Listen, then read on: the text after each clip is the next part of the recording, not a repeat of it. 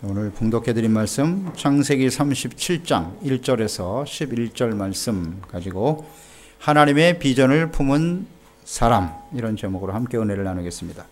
하나님의 부르심을 받아서 믿음의 조상이 된 아브라함, 하나님께서는 그의 이름을 창대케 하실 것이고 그의 자손을 통해서 이 땅의 모든 사람들이 복을 받게 하는 복의 근원이 되게 하시겠다고 약속을 해 주셨습니다.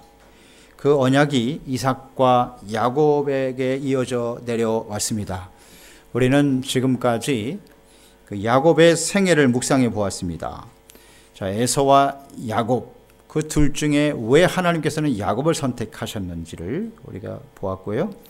이 야곱은 자신의 성공을 위해서 수단 방법을 가리지 않는 인간적인 모습을 가진 사람이었습니다.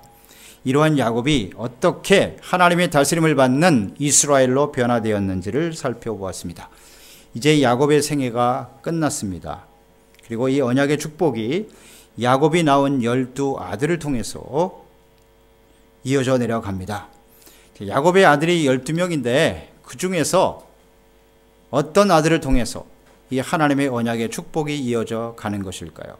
그러니까 하나님께 주신 약속, 아브라함에게 주셨던 이 언약은 이 땅의 모든 사람들이 하나님을 경외하고 복을 받는 하나님의 비전이었습니다. 하나님이 이런 비전과 소망을 가지고 아브라함을 택하여 부르신 것이고 그 비전이 이삭과 야곱을 통해서 이어져 내려온 것입니다. 그러면 이제 12명의 아들 중에서 누구에게 이 하나님의 비전이 이어져 내려갈 것인가? 이것은 굉장히 중요한 문제겠죠. 그래서 오늘 본문 말씀 37장 2절에 보면 야곱의 약전이 이러하니라. 요셉이 17세의 소년으로서 그 형제와 함께 양을 칠 때에 그랬습니다. 야곱의 약전이 이러한다. 약전이라고 하는 말이 족보라는 뜻입니다. 야곱의 족보를 언급하면서 12명의 아들 중 요셉의 이름이 나옵니다. 루벤이 장자입니다. 그 당시에 요셉은 11번째 아들입니다. 그런데 루벤의 이름이 거명된 것이 아니고 요셉의 이름이 나오고 있습니다. 이 아브라함과 이삭과 야곱으로 이어져 내려온 이 하나님의 언약의 축복, 하나님의 비전이 요셉을 통해서 이어질 것이라고 하는 하나님의 뜻을 보여주고 있는 것입니다. 이제 본문에서부터 시작해서 창세기 마지막 장까지 요셉을 중심으로 해서 모든 것이 기록되어 있습니다. 그러니까 요셉의 생애는 하나님께서 주셨던, 아브라함에게 주셨던 하나님의 언약, 하나님의 비전을 성취해가는 과정인데요. 하나님이 주신 언약과 비전은 무엇이었습니까? 창세기 12장 2절, 내가 너로 큰 민족을 이루고 내게 복을 주어 내 이름을 창대케 하리니 너는 복의 근원이 될지니라 그랬습니다. 또 창세기 22장 17절에 다시 한번 주님께서 확인시켜 주셨죠. 내가 내게 큰 복을 주고 내 씨로 크게 성하여 하늘의 별과 같고 바닷가의 모래와 같게 하리니 내 씨가 그 대적의 문을 얻으리라. 이것이 하나님께서 아브라함에게 주었던 비전이요 언약이었습니다. 이 언약이 이삭과 야곱을 통해서 이제 그 아들 요셉을 통해 이어져 가기를 주님께서는 원하신 것입니다. 자, 야곱의 12아들 중에 왜 요셉을 선택하셨을까요? 다른 형제들과 어떤 차이점이 있었을까? 이런 것을 우리가 생각해 볼 필요가 있습니다. 자, 이들은 같은 아버지의 아들로 태어났습니다. 다른 아들과 요셉의 차이는 어떤 환경적인 차이는 아닌 것 같습니다. 같은 아버지 밑에서 태어났으니까요. 그 아버지와 함께 살았습니다. 그런데 요셉의 형들은 피를 나는 동생 이 요셉을 시기 질투하였고 애굽의 종으로 팔아넘기는 폐륜을 저질렀습니다. 아주 몰인정하고 악한 사람들이었죠. 그런데 요셉은 형들에 의해서 애굽에 종으로 팔려갔습니다마는 그 애굽에서 총리가 되어 부모와 또 자기를 미워하고 고통과 시련의 시간을 지나게 했던 원수 같은 형들, 그 형들을 구원하고 또 그 당시에 기근으로 인해서 죽어가는 주변의 수많은 사람들을 살려내는 위대한 하나님의 인물로 쓰임받게 되었던 것입니다. 그러니까 어떤 비전을 가지고 살아가느냐 하는 것이 그 인생을 다르게 만드는 것이라는 겁니다. 요셉은 하나님의 비전을 품은 사람이었습니다. 이 하나님의 비전을 품었던 소년 요셉은 과연 어떤 사람이었는가? 오늘 우리가 묵상해 볼 필요가 있습니다. 하나님은 어떤 사람들을 통해서 하나님의 비전과 언약의 말씀을 이어가기를 원하시느냐 하는 것입니다. 분명 하나님께서는 아브라함을 택하시고 그에게 비전을 주시고 약속을 주셨던 그 하나님이 오늘도 그리스도 예수 안에서 이 시대에 우리를 택하여 불러주신 줄로 믿습니다. 많은 하나님의 자녀들이 있었습니다. 지금도 많은 그리스도인들이 있습니다. 하나님이 어떤 사람들을 통해서 하나님의 비전과 언약을 이어가시느냐 하는 것입니다. 오늘 이 말씀을 듣는 중에 진정 하나님의 비전을 이어가는 신실한 종들이 되시기를 축원합니다. 자, 이 요셉은 어떤 사람입니까? 그 첫째, 꾸밈이 없고 순수한 마음을 가진 사람이었다. 그러니까 순전한 마음을 가진 사람이라고 볼 수 있습니다. 자, 요셉은 11번째 아들로 태어났어요. 17세 소년인 요셉은 그 마음이 아주 순수한 사람이었다 하는 것을 알게 되는데요. 그 2절 말씀에 보면 야곱의 약전이 이러하니라. 요셉이 17세 소년으로서 그 형제와 함께 양을 칠 때 그 아비의 첫 비라와 실바의 아들들로 더불어 함께 하였더니 그가 그들의 과실을 아비에게 고하더라 그랬습니다. 형제들의 과실을 아비에게 고했다. 이건 뭐 고자질한 것으로 보이고요. 일러 바쳤다 이렇게 볼 수가 있는데요. 자, 이 요셉이 아버지에게 형제들의 과실을 고한 것은 그 아버지로 하여금 형제들이 미움을 사게 하고 자신만이 인정받으려고 하는 그런 계산을 가지고 일러 바친 것일까? 그렇지 않은 것 같습니다. 왜냐하면 그 이후에 요셉의 행실을 우리가 너무나 잘 알기 때문입니다. 요셉은 그 과실을 있는 그대로 본 거예요. 뭐 예를 들면 형제들이 아버지의 양떼를 몰래 죽이거나 그것을 팔아서 개인적으로 이익을 챙기거나 이런 모습을 봤겠죠. 이것은 옳지 않다고 생각했을 거예요. 나중에 요셉을 팔아넘길 때도 마찬가지였죠. 그 형들은 요셉을 팔아넘기고 양을 잡아서 피를 흘린 다음에 그 옷에다가 묻히고 맹수에 물려 죽었다 거짓말했습니다. 그러니까 다른 형제들은 하나님의 양떼를 맡아서 일하면서 성실하지 못했어요. 진실하지 못했어요. 때로는 거짓을 말하고 아버지의 것을 자기의 것으로 취하는 이런 과실을 봤단 말이죠. 이랬을 때 어떻게 해야 될 것이냐. 그것을 아버지에게 고하는 것이 그게 진정 형제를 위한 일이고 아버지를 위한 일이 아니겠는가. 이런 순수한 마음을 가졌던 사람이라고 볼 수가 있어요. 그러니까 의롭고 선한 마음을 가진 사람이었다 이렇게 볼 수 있는 것입니다. 이 형제들의 이런 과실과 잘못을 그냥 내버려 두는 것이 진정 옳은 일이냐 그런 생각을 했을 것 같습니다. 이런 마음을 가진 요셉을 아버지가 좋아했습니다. 형제들을 모함하고 비난하기 위해서 맨날 고자질하는 그 아들을 아버지가 좋아할 리가 있겠습니까? 그 아버지가 자식의 마음을 모를까요? 막 오히려 야단쳤을 것 같습니다. 모함이나 비방의 원인이었다면 말이죠.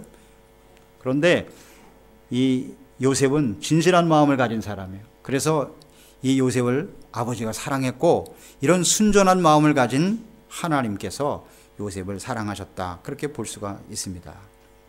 그러니까 요셉이 그 다음에 꿈 이야기를 하는 모습이 나오죠. 5절로 11절, 5절, 11절 두 번 자신의 꿈 이야기를 하게 되는데요. 이런 꿈 이야기를 했을 때 형제들이 과연 어떻게 반응할까? 형제들이 자기를 좋아하지 않는다는 것을 알고 있었습니다. 이런 이야기를 하면 형들이 자기를 더 싫어할 것이라는 것도 생각했을지 모르겠어요. 그런데 이 요셉은 꿈 얘기를 한 번도 아니고 두 번씩이나 아무 생각 없이 얘기하는 거예요. 이런 요셉의 모습을 보면 그러니까 요셉은 자신에게 어떤 것이 유리하고 이익이 되고 이런 생각이 없는 사람이에요. 그러니까 자기를 자랑하고 뭐 나타내고 높이려고 하는 그런 의도 자체가 없는 정말 순전한 마음을 가진 사람이었다. 그렇게 볼 수가 있어요. 그러니까 잔꾀로 살아온 아버지 야곱과는 다른 아주 순전한 마음을 가진 소년이었다. 그래서 야곱은 다른 아들들보다 아마 이 요셉을 더 사랑하고 좋아했을 거예요. 물론 자기가 사랑하는 여인 라헬의 아들이었기 때문에 더 사랑이 갔기도 했겠습니다만은 벌써 다른 형제들과 요셉이 하는 행동을 아버지는 알 거 아니에요. 아버지는 다 보고 알고 있어요. 그 다른 아들들이 죄를 짓고 범죄하는 거 아버지가 모를까요? 다 알고 있습니다. 그런데 이 요셉은 순전해요. 자신의 그런 모습들, 과실이나 이런 것들을 싫어해. 의롭고 바르게 사는 것을 좋아해. 그래서 아마 더 사랑했을 것이다 생각합니다. 하나님께서는요, 이처럼 마음이 순전하고 깨끗한 사람들을 좋아하세요. 어린아이와 같은 마음을 가진 사람은 하나님을 좋아하세요. 그래서 마태복음 18장 3절로 4절에 예수님께서 말씀하셨습니다. 가라사대 진실로 너희에게 이르노니 너희가 돌이켜 어린아이들과 같이 되지 아니하면 결단코 천국에 들어가지 못하리라. 그러므로 누구든지 어린아이와 같이 자기를 낮추는 그이가 천국에서 큰 자니라 말씀하셨습니다. 어린아이와 같이 되지 아니하면 결단코라는 말을 주목해야 합니다. 여러분. 결단코 못 들어간대요. 어린아이와 같이 되지 아니하면 결단코 못 들어간다. 그러니까 어린아이와 같이 단순한 마음, 순전한 마음을 가질 때 하나님의 나라에 들어갈 수 있다라고 주님 말씀하셨거든요. 그러니까 이 하나님께서 아브라함에게 주셨던 언약, 또 이삭과 야곱을 통해서 이어내려온 이 하나님의 언약과 비전은 무엇입니까? 이 땅의 모든 사람들이 하나님의 다스림을 받는 하나님의 나라가 되게 하시는 겁니다. 이 땅이 모두가 이스라엘이 되기를 원하시는 거예요.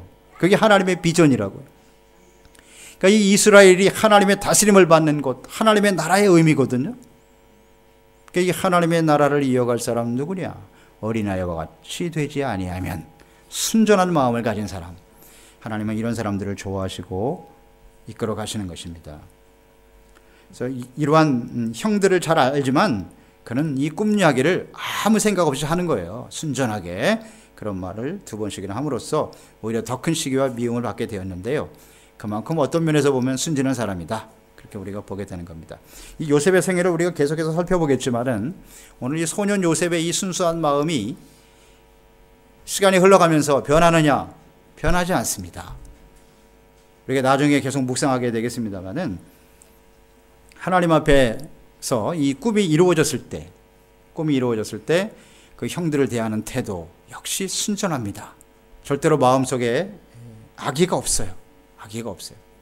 그래서 사람들에 대해서 악이나 어떤 자신의 이익을 추구하거나 유무리를 생각하지 않는 이런 아주 순전한 마음을 가진 사람이 요셉이었다. 그렇게 볼 수가 있습니다. 그래서 하나님께서는 이렇게 꾸밈이 없고 순수한 단순한 마음이죠. 어린아이와 같은 마음은 깨끗한 마음입니다. 오직 하나님, 오직 예수 그리스도, 이것만 바라보는 마음이죠. 그래서 예수님께서도 팔복에 마음이 청결한 자가 복이 있나니 저가 하나님을 볼 것이라고 하셨습니다. 그리고 이런 순전한 마음을 가진 사람들에게 하나님은 이런 비전을 주시는 거예요. 하나님의 언약의 축복이 이어가게 하시는 거예요. 왜냐하면 마음이 순전해야 하나님이 주신 비전과 약속의 말씀을 받고 그대로 믿고 이루어 나갈 수 있기 때문이에요. 그럼 우리가 하나님의 말씀을 잘 들어서 알고 있지 않습니까? 지금까지 신앙생활 오랫동안 해왔는데요. 하나님의 비전, 하나님의 언약, 하나님의 뜻 어렵지 않습니다. 오늘 하나님께서 아브라함과 이삭과 야곱과 요셉을 통해서 주신 하나님의 나라의 비전은 지금도 우리에게 주셨습니다. 그 비전은 같아요. 다르지 않습니다. 그런데 그 하나님의 말씀, 하나님의 언약을 내가 마음속에 받아서 과연 나는 그것을 어떻게 반응하느냐 하는 겁니다. 우리는 생각이 많아요.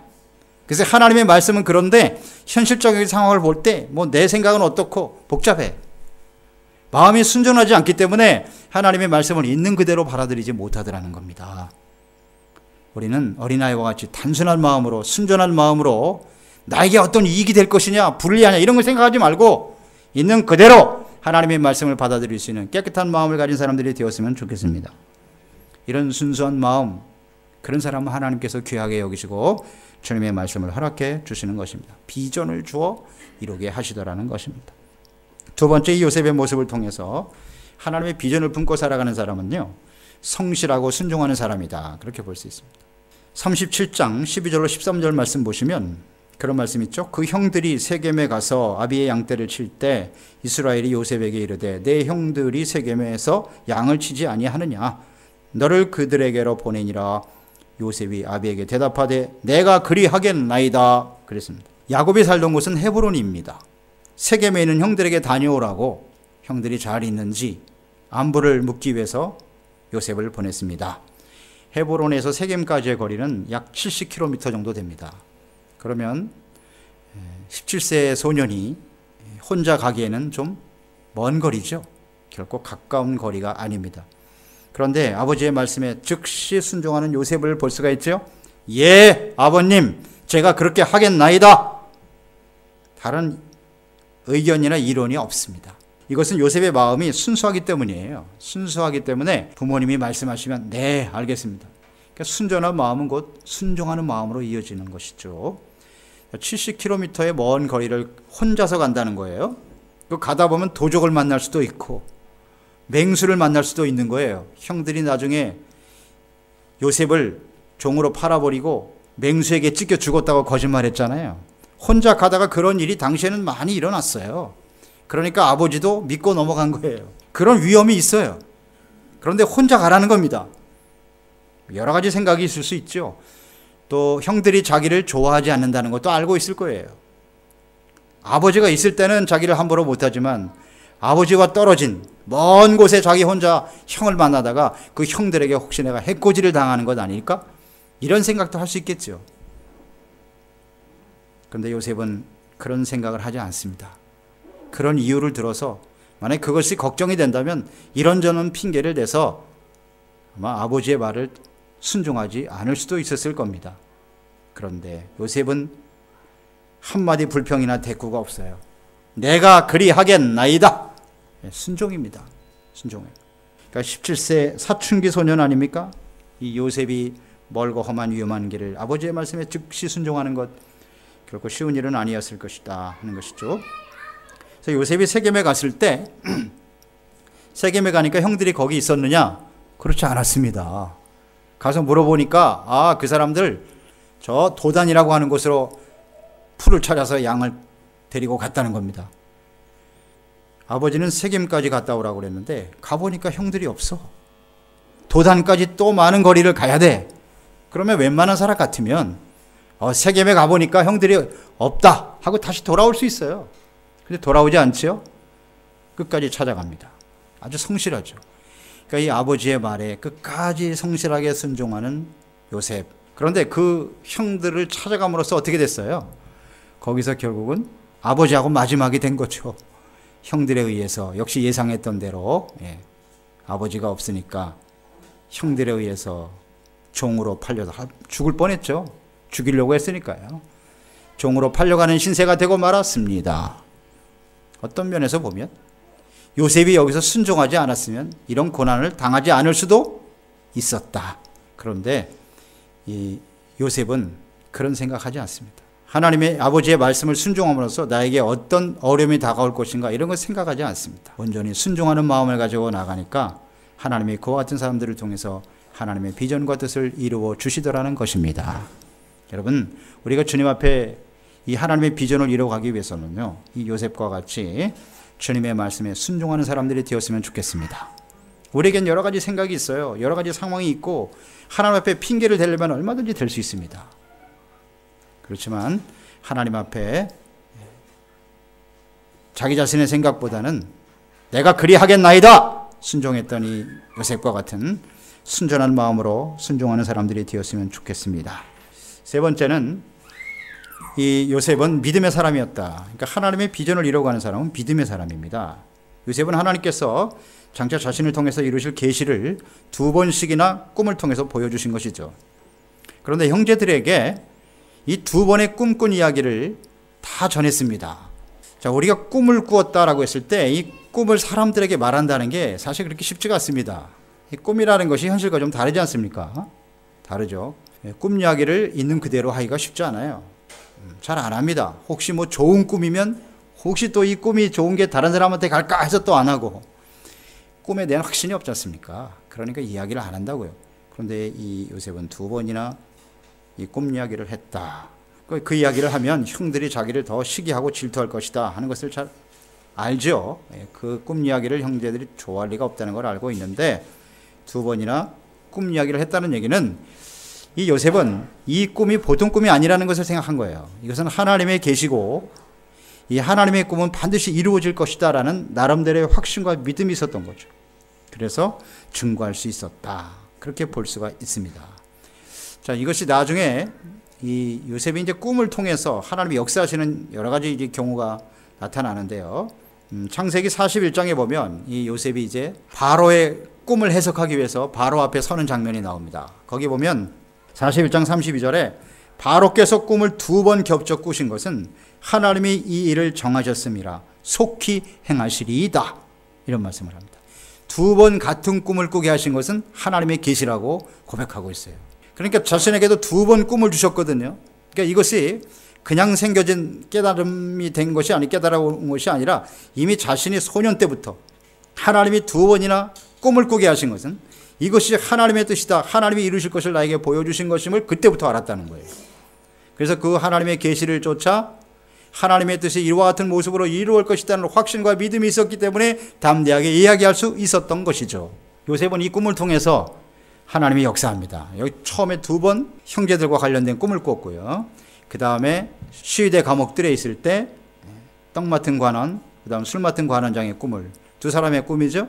이 꿈을 통해서 술 맡은 관원장이 다시 살아나게 되고 나중에 2년의 세월이 흘러가지만 바로가 또 2번 꿈을 꾸게 한 다음에 과거의 꿈 해몽을 기억하고 요셉을 청구하여 바로 왕 앞에 서게 하는 거죠.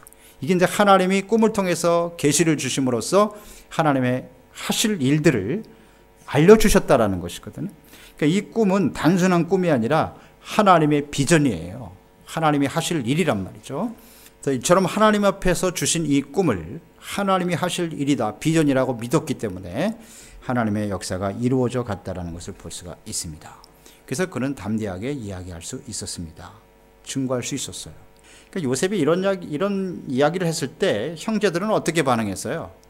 오히려 시기 질투했죠. 아버지도 잘 이해를 못했습니다.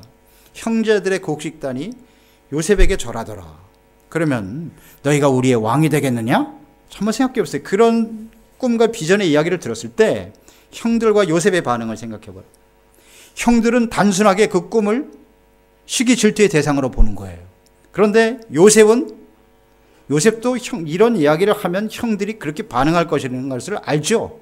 모르겠어요? 바보가 아닌다면. 근데 그 이야기를 할 수 있다는 얘기는 이게 당신들보다 내가 더 훌륭한 사람이 되겠다고 하는 그런 이야기가 아니고 하나님이 주시는 비전과 뜻이 있지 않겠느냐. 접근이 틀린 거예요. 접근 방법이 틀려요. 나중에 해와 달과 11별이 절하는 것도 꿈을 꾸었어요. 그때 이 아버지 야곱도 처음에는 책망을 했습니다. 내 부모와 형들이 너를 섬기겠느냐? 그러나 그 마지막 11절에 뭐라 그랬어요? 형들은 시기하되 그 아비는 그 말을 마음에 두었더라. 시기 질투의 대상으로 보는 거예요. 하나님이 주신 비전과 꿈을. 그러니까 그들은 이 하나님의 말씀을 믿지 못하는 거죠. 자, 아시겠습니까? 이 형들과 요셉의 차이를 아시겠습니까? 그래서 하나님이 요셉을 사용하시는구나. 시기 질투의 대상으로 보면 안 돼요. 단순한 인간적인 생각으로 모든 것을 판단하려고 하면 이 하나님의 비전과 뜻을 이루어갈 수가 없습니다.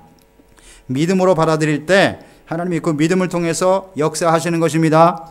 그러니까 이 하나님의 비전을 받아들일 수 있는 요셉은 순수한 믿음을 가진 사람이었다. 그렇게 볼 수가 있습니다. 여러분, 비전을 담는 그릇이 바로 믿음입니다. 하나님의 비전은 순전한 믿음을 가진 사람들을 통해서 하나님의 때에 하나님의 방법으로 이루어지게 되는 것입니다. 따라서 믿음과 비전은 동의어입니다. 동의어. 믿음이 없는 사람은 비전도 없는 거예요. 비전이 없는 사람은 믿음도 없어요. 히브리서 11장 1절 믿음은 바라는 것들의 실상이요 보지 못하는 것들의 증거니라.